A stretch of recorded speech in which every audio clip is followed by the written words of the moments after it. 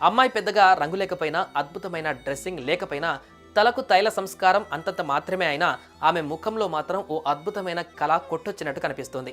ఆమె photogenic face చూస్తే ప్రముఖ నటి రేఖా సోదరులా అనిపిస్తుంది. రేఖ ఇంతకంటే ఏమందంగా ఉంది అని కూడా అనిపించి తీరుతుంది.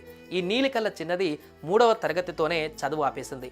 కుటుంబ పోషణ కోసం ఊరూరా తిరిగి రుద్రాక్షలు అమ్మే అమ్మానాన్నల వృత్తిలో భాగమైంది. 16 ఏళ్ల ప్రాయంలోనే 4 పదుల బాధ్యత నెత్తికెత్తుకుంది. తను కష్టపడి తన తమ్ముడిని చదివించాలని కోరుకుంది. తనలా తన తమ్ముడు పూసలు రుద్రాక్షలు అమ్ముకోకూడదని మనసారా కోరుకుంది. మోనాలీసాకు 2 సోదరులు, 2 అక్కా చెల్లెళ్ళు.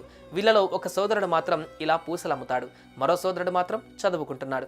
ఇక తన 2 అక్కా చెల్లెళ్ళు కూడా అమ్మా నాన్నలతో కలిసి బతుకు పోరులో భాగంగా ఇలా పూసలు రుద్రాక్షలు చేతులకు తగిలించుకొని దేశంలోని పలు ప్రాంతాలలో జరిగే ఇలాంటి పెద్ద పెద్ద ఆధ్యాత్మిక సమ్మేళనాలలో అయ్యా కొనండి అంటూ వేడుకుంటూ తిరుగుతుంటారు.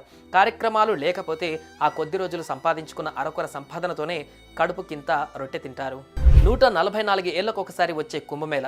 ఈసారి ఈ కార్యక్రమానికి కోట్లాది మంది వస్తారు. మంచి సంపాదన, ఆ సంపాదనతో 2-3 నెలల కుటుంబం అంతా కూడా పస్తులుండకుండా ఇంత బువ్వ తినొచ్చు అనుకుంటూ ఆ కుటుంబం అంతా ఇండోర్ నుంచి ప్రయాగ్రాజ్కు చేరుకుంది. ఊరికి చివరన ఓ గుడారం వేసుకుంది. వీరితో పాటు వీరు ఉంటున్న ఊరు నుంచి సుమారుగా దశాబ్దాలుగా ఈ పూసలు రుద్రాక్షల వ్యాపారాన్ని వృత్తిగా చేసుకున్న సుమారు 500 కుటుంబాలు ప్రయాగ్రాజు చేరుకున్నాయి. మిగతా అన్ని కుటుంబాలు ఏ ఇబ్బందులు లేకుండా వ్యాపారం చేసుకుంటున్నాయి. కానీ ఒక మోనాలిసా కుటుంబానికే అనుకోని ఇబ్బందులు ఎదురయ్యాయి. ఏ క్షణాన ఎవరొస్తారో తెలియదు, ఏ ఫోటో అంటారు, ఏ ఇంటర్వ్యూ అంటారు అని తమ వివరాల పేరుతో గంటలు కదలకుండా కూర్చోబెడతారు. ఫుటేజ్ తీసుకుని వెళ్ళిపోతారు. పుణ్యకాలం కాస్త పూర్తవుతుంది. ఆ రోజుకి మోనాలిసా సంపాదన కుదిలైపోతుంది.